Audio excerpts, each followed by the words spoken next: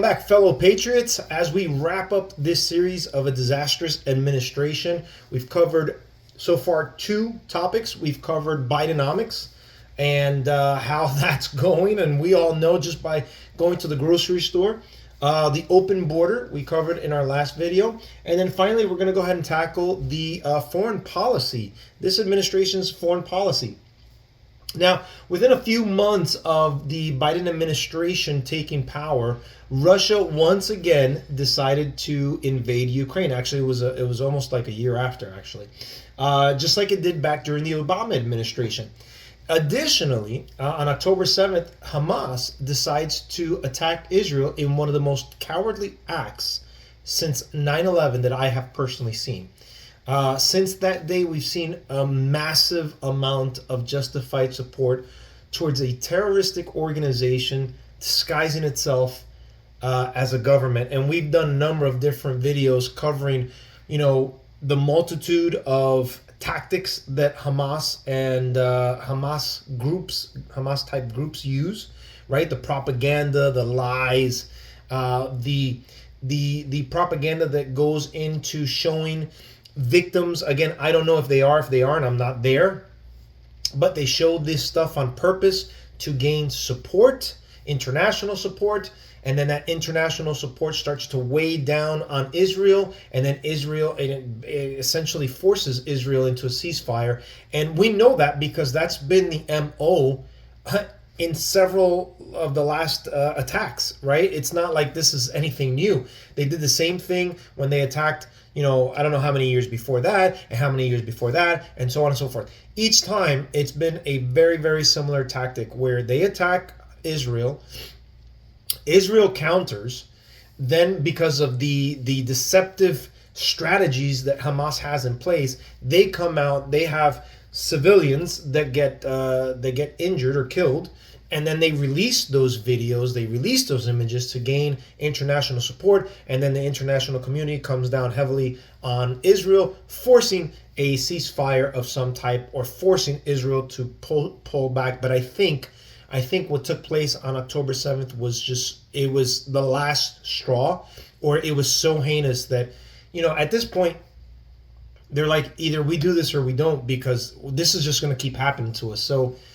it baffles my mind the amount of support, justified support, a terrorist group is getting from predominantly leftists, right? But I think Dr. Phil gives us a really good example of how we should respond to these nut jobs.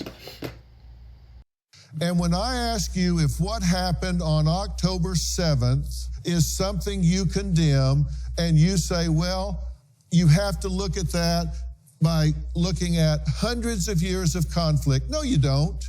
No, you don't. That's either right or it's wrong, and it was wrong, and I don't need 100 years of conflict to know it was wrong. When somebody comes over a fence and goes into someone's house and burns their infant in its crib, I don't give a damn why they did it. It's wrong. That's absolutely right. I mean, I just sometimes I get confused, or I get astounded, or I don't know, I feel like we're in a twilight zone. When have we ever seen support of a terroristic group doing the heinous things that Hamas has done to civilians, and somehow people are finding ways to justify it, to side with them, to side with whatever their cause is? It's just unbelievable. And again, Dr. Phil shows us exactly how to respond to these ignorant and naive people. Now, just weeks ago, it was about a month ago almost now, that Iran now decides to attack Israel by sending 100 drone missiles. The attack coming after strong and stern warnings from Biden. My message to any state or any other hostile actor: don't. And anyone thinking of taking advantage of this situation, I have one word: don't. Listen, no one is really afraid or intimidated by this guy. And the only people this man is able to actually intimidate are the American people that didn't vote for him.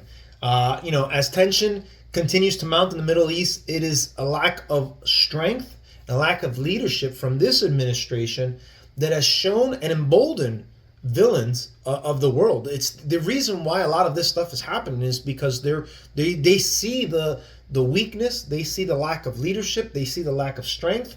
I mean, it's no different than the when you do the get rid of the police, defund the police movement. If you defund the police, or if you don't prosecute, what happens is criminals will get emboldened and they'll just continue committing crimes. I mean, it's just that simple. Now, due to the double dealing of this administration and the Democratic Party, they're stuck between a rock and a hard place because they can't call out who the enemy is. Remember the days when we knew who terrorists were and we could say it? We could say Islamic terrorists, right? Now, remember the days when Obama couldn't say it, thus indicating the left's alliance to terrorism, right? He refused to say Islamic terrorism for whatever reason, right? It's funny how they can distinguish Christians and Christian nationalists, but they won't do it for Islamic terrorists and regular Muslims, right? That's pretty fascinating. Well, here we are, where the Democrats, who consist of a lot of Jewish people, can't be 100% backed up by this administration because this administration is partnered up with the Islamic people who hate Israel and this country. It's good to meet you. It's nice to meet you as well. You grew up being indoctrinated by Hamas, and your father was one of the co-founders. What did they teach you from an early age about Jews? There's lots of hatred in that culture against the Jewish people. It's not a secret. In fact, the Muslim belief system has a fundamental problem with the Jewish people. And their solution is what? First of all, we need to understand what is the problem. Because from a personal experience with the Jewish people, all I saw, the most amazing, most productive, and most successful nation in the world that don't harm anyone else. So why the Muslim people hate the Jewish people? They don't have a reason except the ideological reason. And that is, in some Islamic texts, they say that Muhammad had a problem with the Jews and Muhammad is their prophet, so they follow his footsteps. So there you have a good, clear, crisp reason. And again, this isn't speculation. This isn't somebody who's from, our side of the world and kind of trying to understand it. This is a person who was thrown in there, who was raised in that environment, whose father founded that organization, that terrorist organization. So he's speaking from firsthand experience. And it's no secret when you hear some of the things that are going on. But what's interesting is, again, the double dealing of this of the Democratic Party. Let's just be real, because it's not even this administration. I don't care who the administration is or who's in the White House. When it comes to a Democrat, they're both. It's the same thing, right? It's a cookie cutter situation, because they're between the rock and a hard place. They've got the Jews that they want to side with, but then if they side with them, they've got the Muslims who are going to not agree with it and fight back and not support and so on and create, and then vice versa, right? How do you then support the Palestinian or the Muslims, and then you're going to draw the heat from the Jewish world? They've really pinned themselves into a corner. So much so that just last week, the administration reported that they would hold back military aid to Israel if it went into Rafah. Now, what was interesting within that conversation or within that report was that the administration was trying to negotiate with Israel, saying, hey, listen, if you don't go here and you don't do this, we're going to tell you, we'll share intelligence with you. We'll give you where the Hamas leadership exactly is hiding right now and what terrorists. Could you imagine if you've got an ally and a friend withholding information and negotiating with you in that manner? Like, I mean, I can't imagine where that would happen to, like, imagine 9/11 happens and here's the UK, here's Great Britain telling us, hey, we've got information. However, I mean, this is a situation where we need to be helping them with this intelligence and be like, look, this is where they're at. go get them so that way this can end. But no, here we are. This administration is withholding information and bargaining with Israel and almost protecting the terrorists. It's really, really weird. But at the beginning of this situation on October 7th, when this first happened, right, this administration kind of seemed like it was backing Israel up from the very beginning, which has led now to months of either pro-Palestinian protest or anti-Israel protest. I mean, it depends on what they're saying, and it depends which aisle you're coming from, right, what your point of view is. But, these protests have been going on for months across major cities and college campuses, which is again, it's mind-boggling what's going on. Now, these protests do have a mixture of people. I don't want to paint everybody with a broad brush. You have, some people, if you're from Palestine, I can imagine, your protest, right? You're protesting your area, your land. You really should be protesting Hamas because, again, we shared this on a prior video where they came in they were elected in 2005, if I'm not mistaken, or 2006, and they immediately ended elections, turning themselves into a dictatorship. So again, the left that is supposed to champion democracy, here they are supporting and championing for dictators. I just can't. But anyhow, you have that group. You have the group that is sincerely anti-Semitic. And again, I've covered it in a previous video. Criticism of Israel or the government or the people does not make you anti-Semitic. Anti-Semitism or racism is actually hating on a particular group. Like you want them exterminated, you want them extinguished. That is what anti-Semitism is actually. So you do have those people that are openly chanting for that. They hate the Jews. They hate the existence of Israel. They want to see it wiped off. So that's one group. Then you have the other group of dumb leftists that just want to protest anything. They have this oppression outlook, and they just want to kind of go into what they think is cool. They don't even know what they're protesting, but they just want to protest. Now, these people are not our friends. They are useful idiots, communist pawns, who don't even really know what it is that they are protesting. What do you say is the main goal with tonight's protest? I think the goal is just showing our support for Palestine and demanding that NYU stops. I honestly don't know all of what NYU is doing. Is there something that NYU is doing? I really don't know. I'm pretty sure they're... Do you know what NYU is doing? About what? About Israel. Why are we protesting here? Palestine will be free! I wish I was more educated. I'm not either. But they're there showing their support for the cause. I titled that video in my notes as useful idiots because that's what they are. You're there protesting. You don't know what you're protesting about. You don't even know the history behind it. Man, it's unbelievable. Then you have an element of people that seems like they are being paid to be there. Kind of like with the BLM riots. I remember seeing a video of two young, white girls. They were breaking a window of a store, and there were two black girls there, and they were telling them, don't break that, because you know what, then we're going to get blamed for it. I'm pretty sure that those two white girls were paid to be there. And I'm not trying to say that the BLM movement was innocent of anything. That's not what I'm saying. I'm just talking about this specific video, that specific instance. And so there's a group of people that are just being paid to be out there. Reports are coming in some arrests that they're not from the colleges, they're not from the cities, they're coming from outside. So they're being paid to disrupt and add on to the chaos, right? Because that's one thing the left seems to love is chaos. And then you have this other sect, which is the scariest of all, is the section that or the sect of people that are supporting terrorism, and they're saying they are Hamas.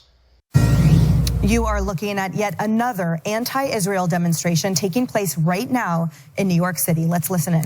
From the sea to the river, Palestine will live forever. Palestine will live forever. Palestine. Today's demonstration comes as we learn more about the crackdown on anti-Israel protesters at Columbia University yesterday. Over 100 people were charged with trespassing, and 2 were also charged with obstructing government administration. Several students involved in the protest were also suspended.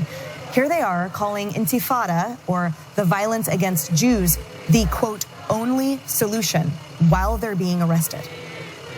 Prior to being taken into custody, they also called the police that were protecting the campus at the time Ku Klux Klan members. But it doesn't stop at chants or vile comments. These private school kids are openly supporting Islamic Republic-backed Hamas terrorists, and they have a message for anyone who gets in their way. Yes, we're all Hamas.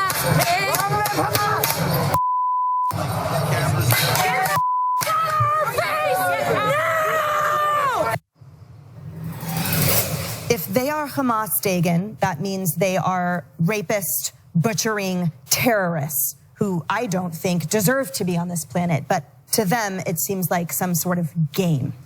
Yep.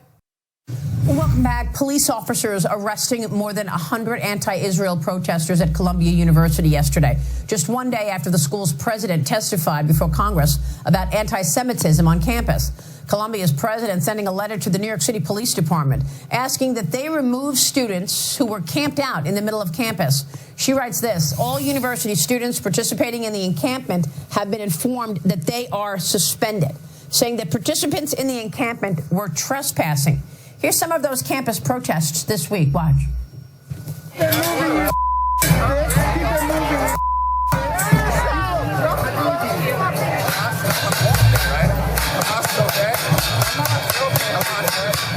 are Hamas. You're Hamas. Wow. That's good, huh? You're what? You're Hamas? Yes, we're all Hamas. Get the out of our face! No! Get the out of here!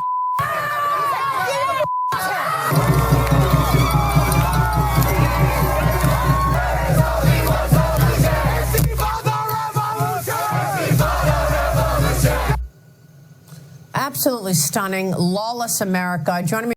How did we go from fighting terrorism to justifying terrorism to cheering on terrorism? Again, we live in some strange times. This is like Twilight Zone stuff. Now, the truly scary part is that with the border wide open, in addition to all the serious crimes being committed that we had mentioned in the prior video, we also don't have to worry about, these lone wolf terrorists coming through the border and waiting for the right time to strike. We saw that happening during the Obama administration. We had all these lone wolf terrorist attacks happening in certain areas across the country, right? It seemed to disappear during the Trump administration, but the possibility of that happening once again is very real since that border is open and so many people, millions, again, reports are saying 10, 11 million people have come through the border illegally. So it's a real cause for concern. Now, just last week, a video went viral of a group of Hamas supporters. They call themselves Palestinian supporters, but they're just using that as a cover. And I think we've kind of laid the groundwork for that. They were chanting "Death to America," not in Iran, which I remember growing up as a young adult and even as a teenager. I remember watching videos of Iranians, burning the American flag, burning the Israeli flag. But no. This isn't happening overseas. This is happening here in our own country. الموت لأمريكا الموت لأمريكا الموت لأمريكا. Malcolm X said, and I quote, "We live in one of the rottenest countries that has ever existed on this earth. It's not Genocide Joe that has to go. It's the entire system that has to go. Any system that would allow such atrocities and such devilry to happen and would support it, such a system does not deserve to exist on God's earth."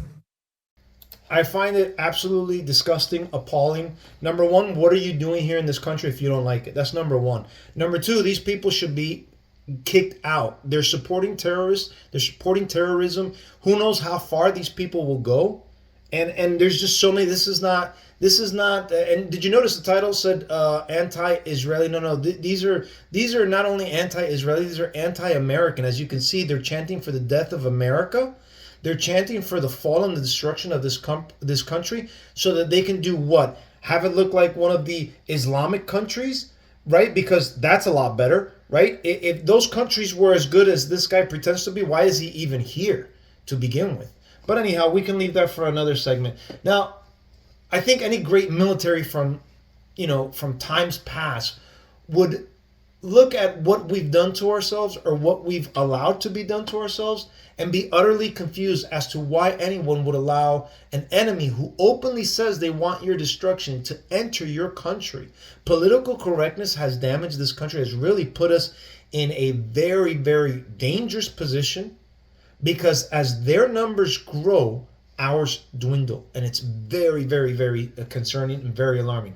Now, the puzzling piece in this entire situation comes from, this isolationist group of Americans who call themselves, who actually classify themselves as Christians. And actually, there's two groups. There's I guess the non-Christian aspect of it and the Christian aspect now.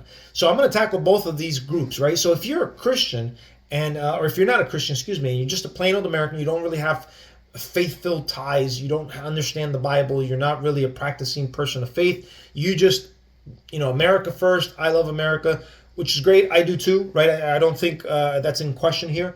And you believe that we shouldn't get involved in other people's problems. And for the vast majority of the times, I totally agree with you. I've said it before, I think in my lifetime, I wasn't alive during Vietnam, but definitely in my lifetime, I would say Bush Sr. and Bush Jr. really did a lot of damage towards us getting involved in foreign affairs instead of helping and trying to, truly, be the pillar of freedom that we've always portrayed, that we get portrayed in movies. I think they did a lot of damage based on their whatever their political motives were, which is in question, right? A lot of speculation, a lot of conspiracy theories. So I would agree with you. However, when it comes to Israel, I do disagree. I do disagree, and I'm gonna break it down why in two aspects. One is gonna be, again, the just plain old American, and the other one's gonna be the biblical side of things, right? In this case, it is our problem, and I want to explain why. Currently right now, there are still Americans being held hostage by Hamas to this very day. And if I'm not mistaken, over 100 were killed on October 7th. I mean, are we just going to okay, you killed 100 Americans, or we're not getting involved because it's not our country? Really? Is that, because as an American, if I see my fellow brothers and sisters being killed by a terrorist group, I want to make sure that terrorist group feels the wrath of the American people, right? That's number one. Number two, again, they've got still American hostages.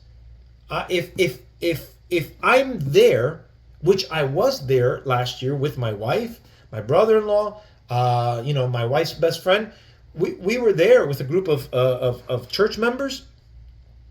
We were there for a week.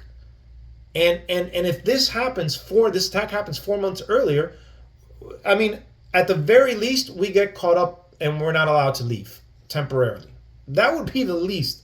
We were in Palestinian-controlled areas where Jews were not there. It's very true. The Jews were not there. There were no Jews. It was all Arabs. And there were sections where you had to pass security to come in, right? And then when we were there, if this attack happens, we could possibly have gotten kidnapped. We could possibly have been killed, tortured, the women raped. The things that went on during that attack on the 7th. And you really think that as an American, I would want my government and my fellow American brothers and sisters to just leave me over there and be like, well, that's not our problem. That's not our country. Let's not get involved. Is that really our posture as just regular Americans? Because I thought as regular Americans, we're all for one and we don't leave any man behind, right? So that's that aspect. The second aspect is that, or the second aspect to that point is that if I were president, I'd be making sure that our enemies think twice before harming one hair on our head. Because if anything happens to an American, they need to understand, they need to think twice. Like, oh crap, if we do something to this person, there's going to be consequences. And if those consequences are not actually followed through, they know it's going to be BS. They know it's going to be baloney, and they're going to go ahead and do whatever they're going to do anyhow. Again, going back to the crime, right? If you don't prosecute criminals, if you don't arrest them, you're just going to embolden them to do more crimes, right? And so on and so forth. So it's no surprise that when you have weak leadership, it allows the snakes to get bolder and take bolder steps. And if there's no retaliation, then there's no fear, right? And the reason why there's no retaliation, there's no fear, is because this administration, this party, is divided politically amongst these two particular groups that are at odds with each other. So it's really confusing. That weak leadership has also led to Iran doing a drone attack which killed 3 American soldiers. And so, again, if you are this isolationist American and you're just saying, no, we really shouldn't get involved. So it's okay to kill American civilians. It's okay to kill American soldiers. It's okay to have American hostages. And your stance is that you don't want to get involved. I don't know how that makes sense as a fellow American. I, for one, am not that type of an American. I don't care if it is in Israel or some other place. If there's an American in danger, I want that American either saved or avenged, one or the other. Now, the other side is, if you're a Christian, how do you read the Bible daily or weekly and pray to a Jewish God, in essence, right? Because let's be real, the Old Testament is very, very specific to the Jewish people. And thanks to Christ, Christ then opens the door to the Gentile world, right? And it is foretold in the Old Testament that God is the God of the Jews and the Gentiles. But again, that is specific to Jesus Christ. The rejection of the Jews towards Messiah, Jesus, has allowed the Gentile world to have communion with God, right? That's very, very plain. So, I mean, that's the part that doesn't make sense to me. You claim to be a Christian. What do you think Christian means? Do you think Christian means American? Christianity is not isolated to this country. Christianity, there's Christians all over the world, and they're not American. It's anybody who believes in Christ is a Christian. Do you understand that? Right? So we can't take this, Christian only means American. It really doesn't. It doesn't. I don't know where they're getting it from. Strange group of people who are reinterpreting scripture to say that the church has become God's chosen people. I've seen a couple of videos on this. And again, my question is, who is the church? Because according to you, you seem like you want to be an American isolationist. You just want to stick your head in the sand and say, no, we don't want to get involved in that. But if your interpretation is that the God's chosen people is now the church, according to the New Testament, the church is not isolated to America. There's churches all over the world. So it just doesn't make sense to me. Number one, there's the biblical support around that notion is not there, because, and we'll get into that in another video. But we have the land of Israel. We have Christians in there. So again, now if your thing is Christian only, okay, there's you gotta understand there's 3 groups over there in Israel. Yeah, the Christians might be the minority, and I was there and I saw it firsthand. You've got the Jews, you've got the Muslims, and you've got Christians. Christians are there too. They do live there. Again, they're a minority group, but they are there. So what are you saying now? Where's your Christianity there? If you're talking to, I'm a Christian.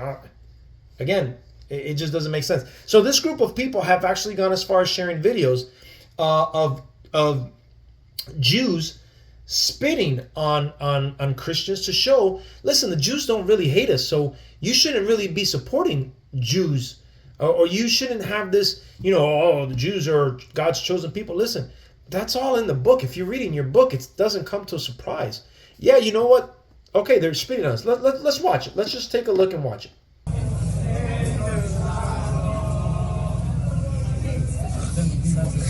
See him spit here. See those little kids? The children.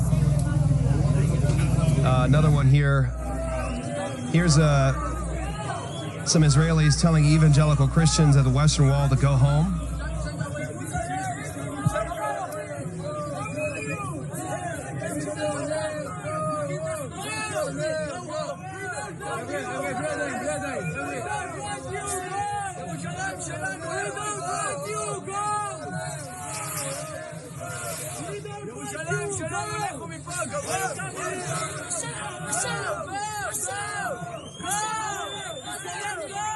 So, another one.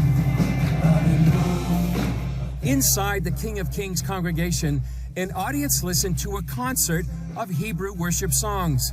But outside, something else was going on. 30 to 40 religious men had gathered, and they started harassing our people as they were trying to enter into worship, blowing whistles, trying to drown out the sound of worship. And that alerted the first wave of the SWAT team from the police that came out. The Messianic Jewish Alliance of Israel hosted the concert at the King of Kings Community Facility, one of the largest congregations in Jerusalem for Christians and Messianic Jews. Senior Pastor Chad Holland told CBN News a mob of protesters outside the facility's lobby attacked men, women, and children trying to attend the concert. They started by screaming, pushing. Several people were hit. Some were cut in the face. They broke glass. They damaged property. They were kicking. They were hitting. They were cornering people. They pushed several up against the wall. They pushed down several women as well. They threw water bottles. They spit on a lot of people. And in the end, they started spraying pepper spray. Nothing is... So there you have it. You can see there that they're showing the contrast of why we should not support unequivocally Israel. Listen, I look at it like this. God is going to handle God's people. There's going to be a group of people that God saves from Israel, and there's going to be a group of people that don't, that they just absolutely refuse. It's no different than the rest of the world. You're going to have people that do, and you're going to have people that don't. Heck, even within the church, you're going to have people that actually believe, and you're going to have surface level, lukewarm people that don't. That's not my job. My job is to do what Scripture tells me, right? And so my support, especially in this case, because number one, Israel is not the attacker. Israel got attacked, and now it's counterattacking to make sure that this attack does not happen again the way it's done 6 times already in the past. Does that make sense? So, but I'm okay. Listen, even if that were the case that they're spitting, first of all, let me just clarify. I was there for a whole week, and no one spit on me. No one looked at me wrong. I went to the Western Wall. I prayed there with Orthodox Jews, and I didn't see any of that. I didn't encounter any of that. But I did encounter a group of 10. I counted 10 Arab Muslim kids about to pounce on 2 Orthodox little Jew boys. I mean, they were much smaller. The 2 Jewish boys. The Arabs were bigger. They seemed like they were maybe at an older age. They were heckling the Jewish boys as we were coming down the street going back to our hotel. And then as there was some distance, the 2 Jewish boys turned around and said something in return. And then that triggered the Arabs that were heckling them the entire time. And so they started to walk down. So that's, they picked up the pace. Actually, some of them started to run. And actually myself, I got in the middle, and then my brother-in-law followed. And we prevented these 10 kids from essentially probably jumping these 2 little boys. And again, the stature of the kids was very, very different. Like it wouldn't have been. So I didn't see any concerns from the Jewish side. I did see some concerns from the Arab side. Again, we were in Palestinian-controlled areas, and there was in this one particular section where they do speak Spanish over there, I guess because of the tourism. The guy asked in Spanish where we were from, and I, forgetting where I was, I said, I'm American. And he said it in a very sinister and a very malicious way. He was like, "Oh, America! Oh, praise be to God for America." But he said it in such a manner.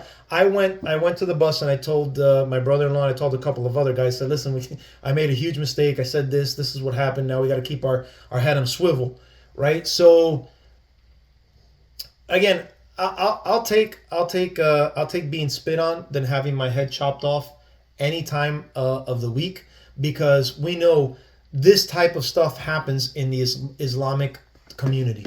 Let's watch this.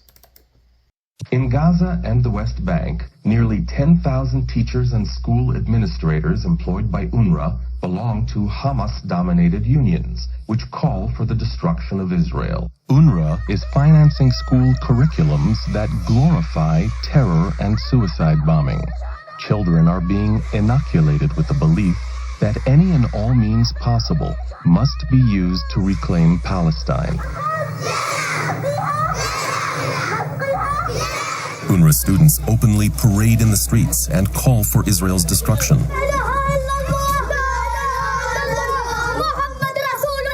All of this occurs in plain sight, within the watchful eye of UNRWA teachers. These students are between the ages of 8 and 10 and have already received military training.